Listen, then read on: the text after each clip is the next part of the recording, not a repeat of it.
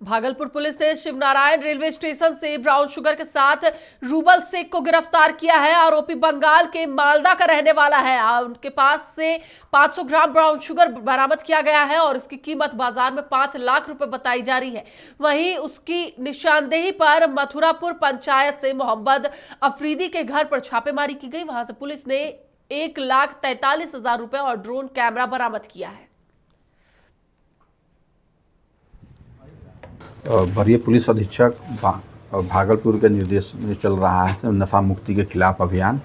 इसी अभियान में हम लोग को गुप्त सूचना मिली कि एक उधर से ब्राउन शुगर सप्लायर का आदमी आ रहा है।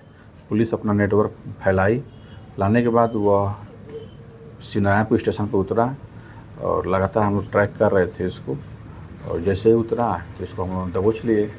तो इसका नाम जो है शेख रूबल, पिता शेख निजाउल, एक कल्लेचक, मालदा, पश्चिम बंगाल का आदमी।